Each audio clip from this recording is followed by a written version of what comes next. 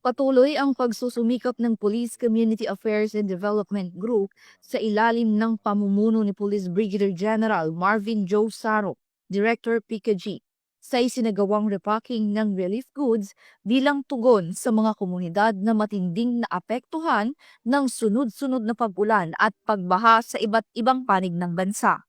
Pinangunahan ang aktibidad ni Police Colonel Adonis Guzman, Deputy Director for Operations, sa loob ng Bulwagang Lapu-Lapu sa Camp Brigadier General Rafael T. Crame, Quezon City. Layon ng nasabing inisyatibo na matiyak ang maagap na paghatid ng tulong sa mga nangangailangang mamamayan. Ayon kay Police Colonel Guzman, tuloy-tuloy ang kanilang repacking activity na sinimulan pa noong nakaraang linggo. At tuloy-tuloy po ang ating repacking ng relief goods na nagsimula pa noong nakarang linggo. At layunin natin na agad na may padala ang mga ito sa mga lugar na labis na napektuhan ng pag-ulan at pagbaha, dulot ng mga nakaraang bagyo at habagat.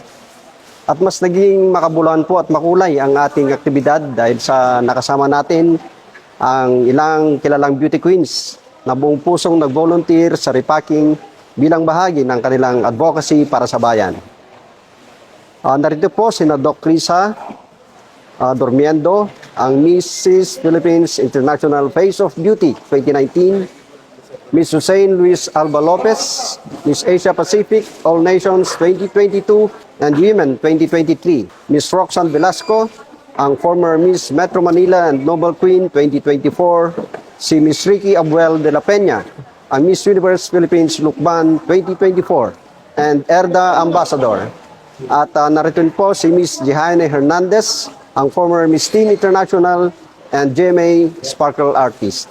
Target na unang bigyan ng ayuda ang mga rehiyong matinding naapektuhan ng baha gaya ng NCR, Region 1 at Cordillera Administrative Region. Isusunod din ang iba pang lugar na kasalukuyang tinutukoy ng mga local units bilang nangangailangan ng agarang tulong. Ang mga nire-repack nating goods ay mula sa donasyon ng iba't ibang stakeholders. Kabilang na rin po dito ang nalikom sa isinagawang Boxing for a Cause ng ating Chief Philippine National Police itong nakaraang linggo. At iba pang inisyatibo ng PNP katuwang ang mga partner organizations natin.